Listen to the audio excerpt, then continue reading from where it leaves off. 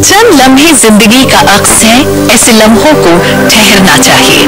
ऐसे ही कुछ हसीन और यादगार लम्हों को हम लेकर आते हैं कैमरे में कैद करके आपके लिए, क्योंकि जिंदगी इतनी मसरूफ है कि हर हसीन शाम का हिस्सा बनना भी मुश्किल है। तो ऐसे में सिलसिला है आपका हमसफर। आइए लिए चलते हैं आपको एक और खूबसूरत सफर पर, और इस सफर पर मैं हूँ आपके साथ समीना।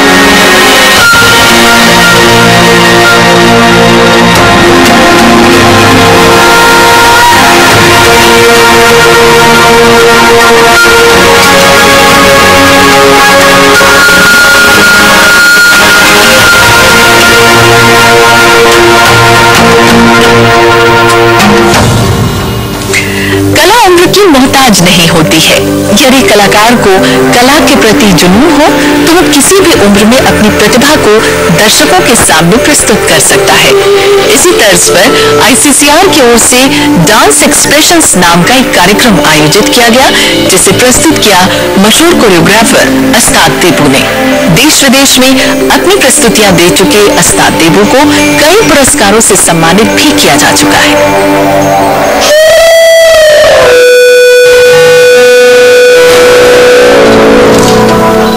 अस्ताद देबू की नायाब पेशकश में सबसे पहले थी जुगलबंदी, और साथ दिया रिदम बैनर्जी ने।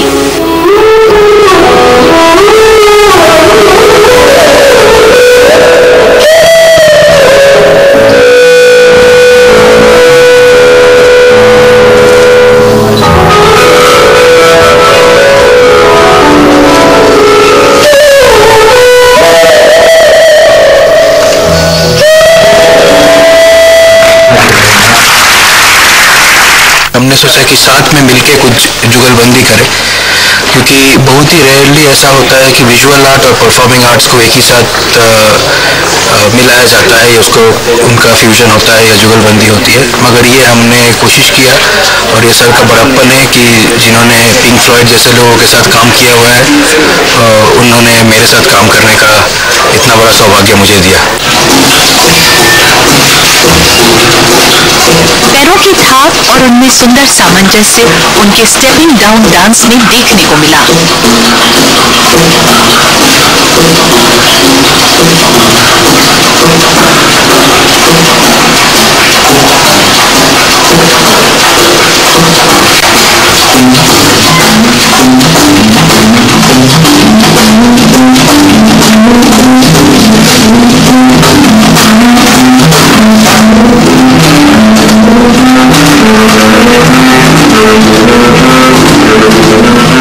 डांस एक्सप्रेशन एक प्रोग्राम शाम के लिए मैंने रखा है, जिसमें मैंने 3 अपनी झलके अपने काम से आज दर्शकों के सामने पेश की है, आधुनिक नृत्य के अम्ब्रेला के अंदर।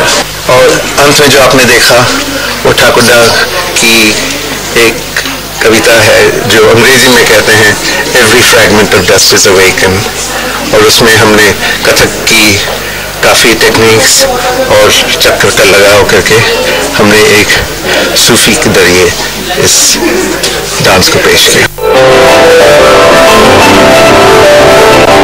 रविन्द्रनाथ टैगोर से खासे प्रभावित अस्ताद देबू ने उनकी कविता every fragment of dust is awaken को जिस खूबी से प्रस्तुत किया, वो अपने आप में एक मिसाल थी।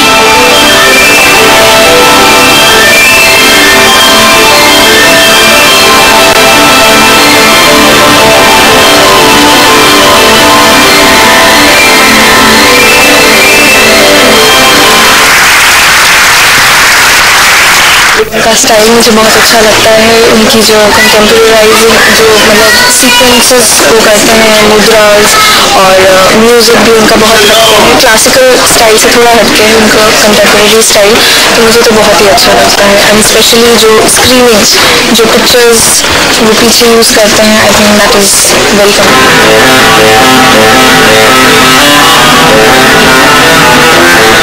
दिल्ली के आजाद भवन में भारत के मशहूर कोरियोग्राफर अस्ताद देबू ने अपने नृत्य से मंत्रमुग्ध कर दिया।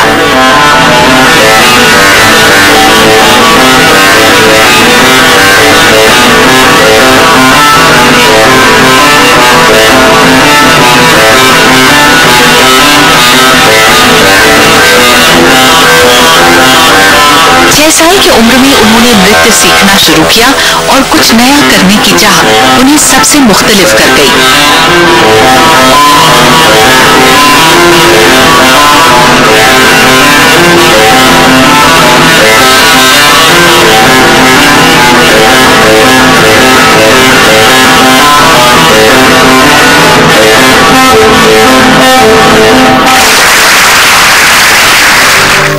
दिल्ली के कमानी ऑडिटोरियम में महाराष्ट्र कला निधि के तहत गुणीदास संगीत सम्मेलन आयोजित किया गया। कार्यक्रम की शुरुआत दीप प्रज्वलन से हुई और इस कार्यक्रम का हिस्सा थे 2 चमकते सितारे और दोनों की कला भी बिल्कुल मुख्तलिफ, जिनकी संगीत साधना ने अब तक ना जाने कितनी खूबसूरत बंदिशें लोगों की नजर की हैं, जिन्हें सुनकर दर्शक मंत्रमुग्ध रह गए।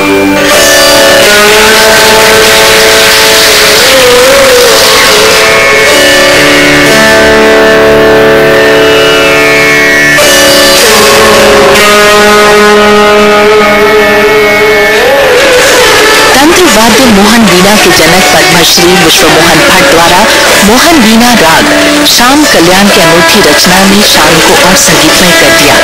इस मौके पर उनका साथ दिया पंडित रामकुमार मिश्र ने, जिनकी तबले की थाप से कमानी ऑडिटोरियम गूंज उठा।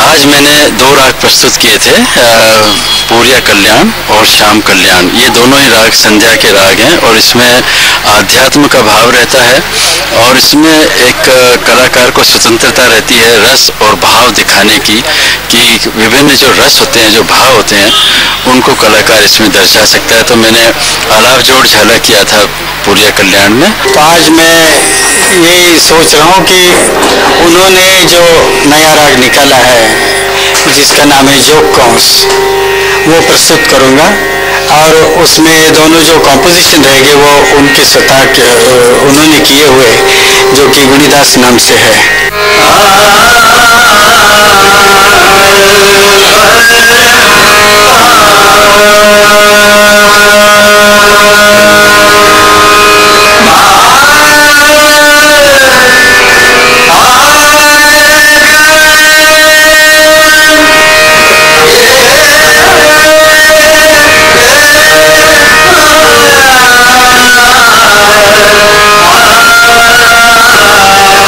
इसके बाद पद्मश्री उल्लास कसालकर ने भी श्रोताओं को सुरों से सजी एक शानदार शाम का तोहफा दिया। अपने गायन में अनेक प्रयोग करके श्रोताओं को उंगली छूने पर मजबूर कर दिया।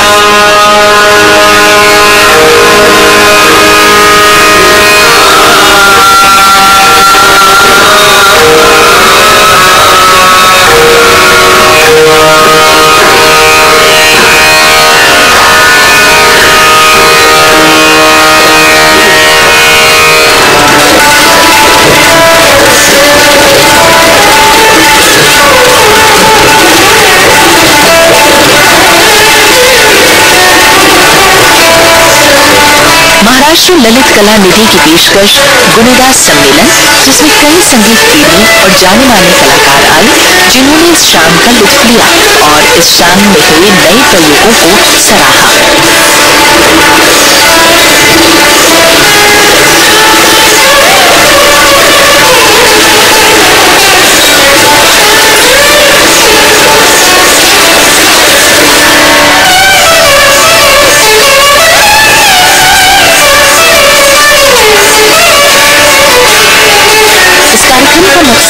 भारतीय कला संस्कृति को बढ़ावा देना है, ताकि शास्त्रीय गीत संगीत खास के साथ साथ आम लोगों में भी मकबूल हो।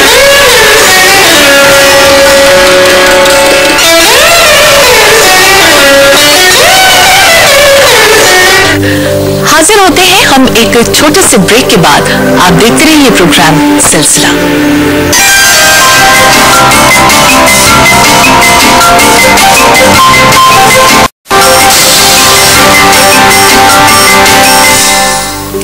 और ब्रेक के बाद हम फिर हाजिर हैं। आप देख रहे हैं सिलसिला।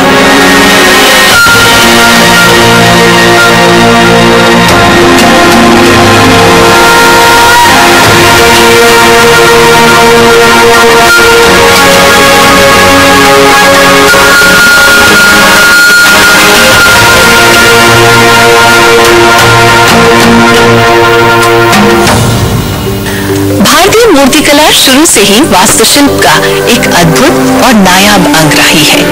इस प्राचीन कला से परिचय कराया आकार प्रकार प्रदर्शनी ने, और ये प्रदर्शनी उन 5 महिलाओं की प्रदर्शनी है जिन्होंने अपनी भावनाओं को इस कला के माध्यम से बहुत ही सलीके से पेश किया है।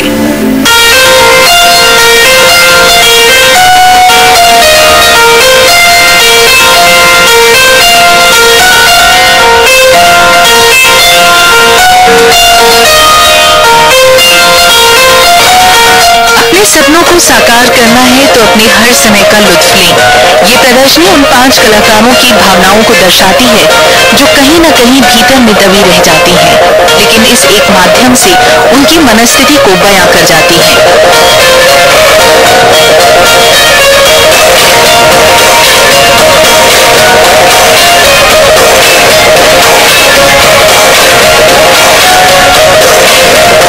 मैं अपने जो भावनाएं उनको इसमें उद्गार करने की कोशिश करती हूँ, तो वही मैंने सब दिखाने की कोशिश की है, क्योंकि जीवन में ये मेडिटेशन है।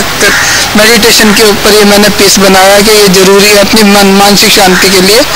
मैं इस स्कल्पचर शो से अपना एक डिपिक्ट करना चाहती हूँ जो रिलेशनशिप्स हैं, जो मैन एंड वुमेन में कंपैटिबिलिटी, आगे जो प्यार है, that is what my idea is. So most of my pieces are depicting relationships.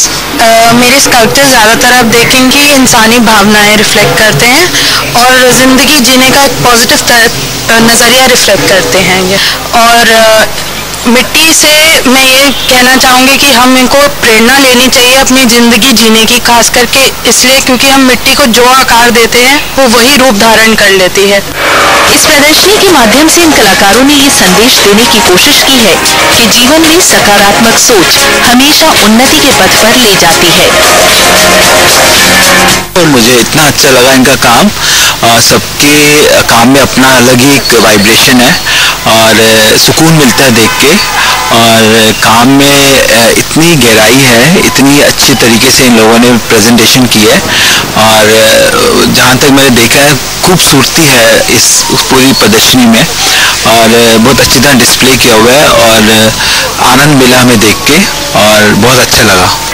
एकता में अनेकता होती है, इसी को ध्यान में रखते हुए ये 5 महिला कलाकारों ने एक साथ होकर इस प्रदर्शनी का आयोजन किया, जिसे दर्शकों ने एक नए प्रयास के तौर पर काफी सराहा।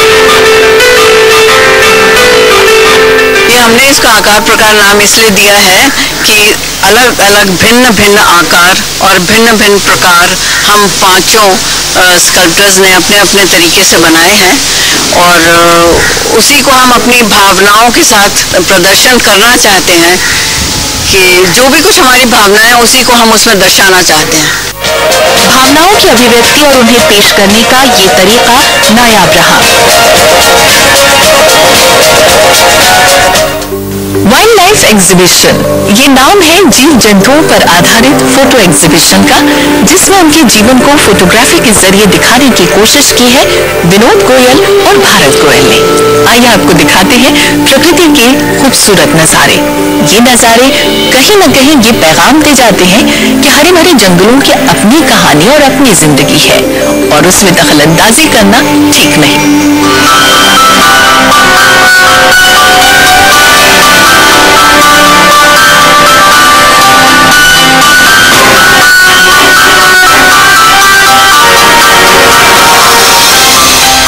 इस प्रदर्शनी में लगा हर चित्र अपने आप में आकर्षण का केंद्र है। बाघों का खेलना, 2 हंसों का जोड़ा सुंदर पंख लहराते हुए दिखाई देता है, और फिर रंग बिरंगी तितलियां तो मन को भा जाती है।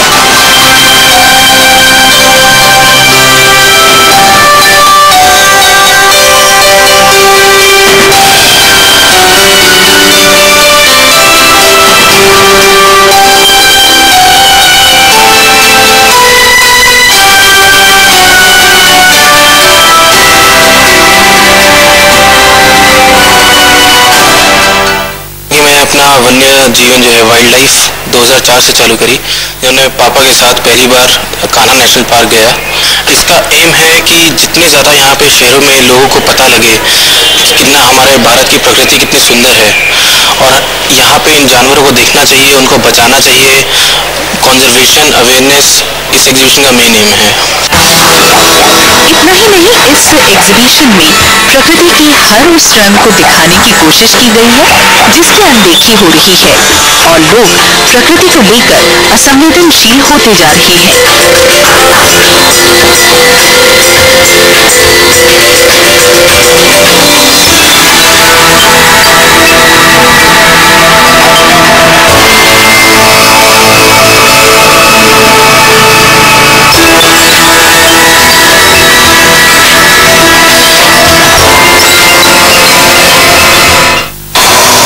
कम होती बाघों की संख्या हम सब के लिए एक चिंता का विषय है। ऐसे में जंगल की हरियाली में बेखौफ विचरते ये जीव जंतु कहीं न कहीं ये एहसास जगा जाते हैं कि उनके जीने का अंदाज एकदम मुख्तलिफ है और उनकी दुनिया बिल्कुल अलग, और उसमें दखलंदाजी करना ठीक नहीं। हासिल होते हैं हम एक छोटे से ब्रेक के बाद। आप देखते रहिए प्रोग्राम सिलसिला। ब्रेक के बाद हम फिर हाजिर हैं। आप देख रहे हैं प्रोग्राम सिलसिला।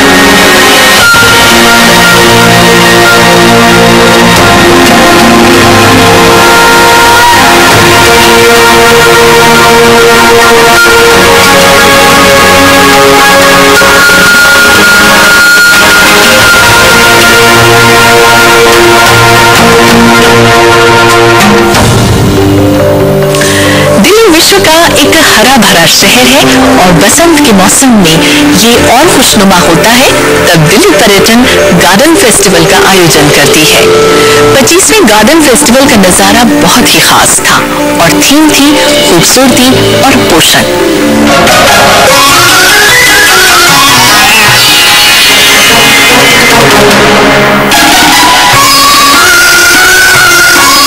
गार्डन में अंदर दाखिल होते ही ये गुमान होता है मानो सारे जहां के फूल इस एक जगह में समा गए हों।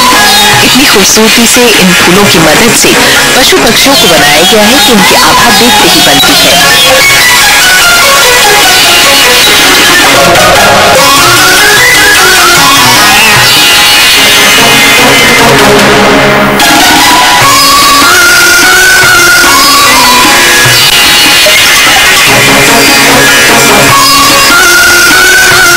दिल्ली पर्यटन का 25वां गार्डन टूरिज्म फेस्टिवल है।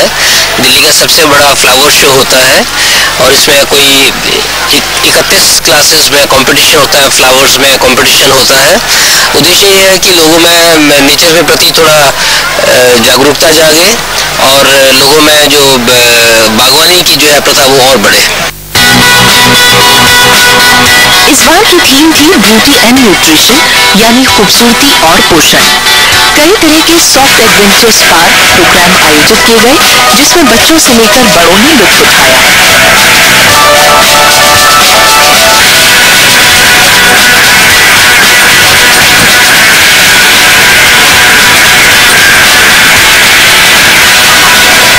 सॉफ्ट एडवेंचर हमने इसलिए रखा हुआ है कि इसमें डिफिकल्ट हमने एडवेंचर को नहीं लिया हुआ है, सब सॉफ्ट रखा हुआ है ताकि सभी एज ग्रुप के लोग, सीनियर सिटीजन भी और छोटा बच्चा भी 4th ईयर ऑनवर्ड इसको आसानी से कर सके और एंजॉय कर सके। इसके अलावा कैक्टस से लेकर लिली जैसे पौधे और फूल लोगों की पसंद का केंद्र बने। इसमें एक बोनसाई टेम्पल नाम का पौधा था जो आकर्षण का केंद्र था।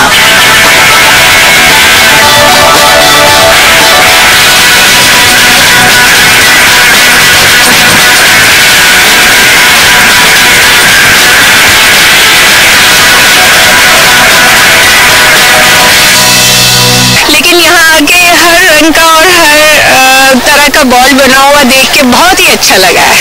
ये बोंजाई जो हमारे मिस्टर संजय धाम हैं, उनकी सारी आप मेहनत देख रहे हैं ये, और उन्होंने बड़े प्यार से बड़े टेक्निकल वे में उन्होंने बनाया है। जो आप इस पूरे एक पंडाल के अंदर देख रहे हैं, ये सब उनकी मेहनत है।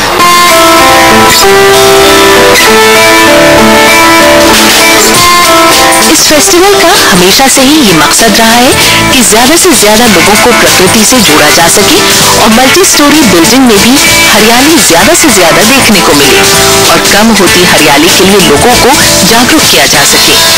इसके अलावा यहाँ कई तरह के कार्यक्रमों का भी आयोजन किया जाता है।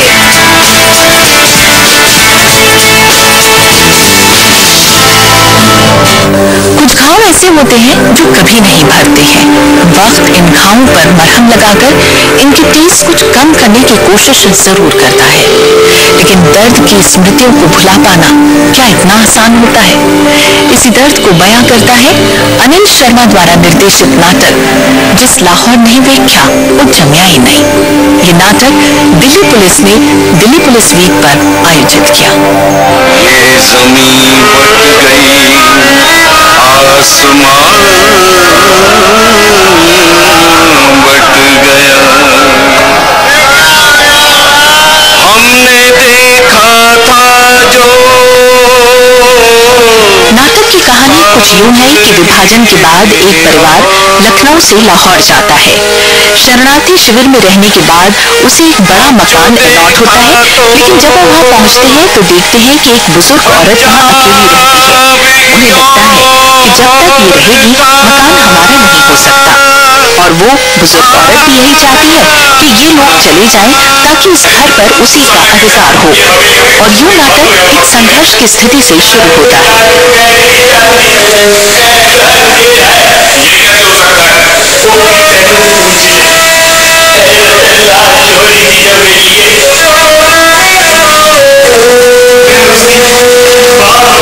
इस नाटक का उद्देश्य यह है कि भारत पाकिस्तान के बंटवारे से पहले लाहौर एक ऐसी जगह थी लाहौर कि हिंदू मुस्लिम एकता का एक सांस्कृतिक केंद्र था। और तो जब हमारे देश का बंटवारा हुआ तो उसके बाद लाहौर पाकिस्तान में चला गया। लेकिन एक सूक्ति है, एक कोट है जो अभी भी चला आ रहा है कि जिस लाहौर ने देखा वो जन्मे ही नहीं। मतलब अगर आपने लाहौर नहीं देखा तो आपने जन्म नहीं लिया। लेकिन धीरे धीरे ये पता चलता है कि बुजुर्ग औरत स्वभाव से बड़ी मददगार है और फिर इन दोनों के बीच एक रिश्ता बनने लगता है। मैंने एक बात पूछनी सी। जी पूछिए। पुत्र, दिवाली आ रही है, इस साल भी मैं दिवे जलाना और पूजा करना चाहती हूँ। तेनों कोई एतराज तो नहीं है पुत्र? भाई आपकी दिवाली आ रही है, सुना बेगम, माई की दिवाली आ रही है। माई भला ईद और दिवाली में फर्क ही क्या है? आप खुशी से वो सब कीजिए जो आप करती आई हैं, हमें कोई ऐतराज ना होगा। क्यों बेगम? हाँ बेशक। दादी, आपकी दिवाली आ रही है, फिर तो मैं ढेर सारे पटाखे चलाऊंगी, खूब सारी मिठाइयाँ खाऊंगी। खा लेना मिठाइयाँ।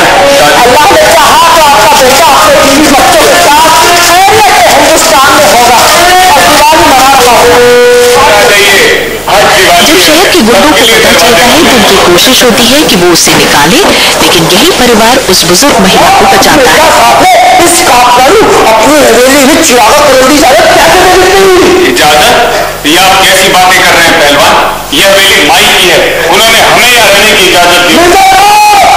ये अभी हम लोगों का दिल्ली पुलिस वीक चल रहा है, जिसमें हम लोग बहुत सारे इवेंट्स कर रहे हैं। बहुत सारे हम लोग टीनेज वेरिफिकेशन, सर्वेंट वेरिफिकेशन और कम्युनिटी के साथ हमारा आउटरीच का एक तरह का एक कोशिश होती है कि हम ज़्यादा से ज़्यादा लोगों से मिलें।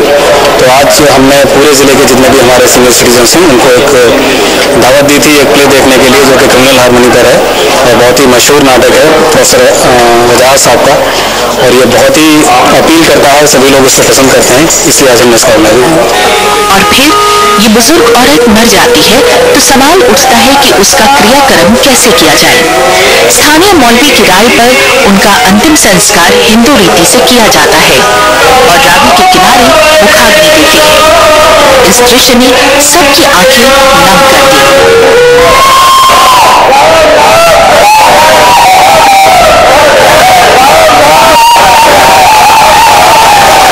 मुझे ऐसी शब्द ही नहीं है कि इस नाटक के लिए मैं कुछ बोलूं।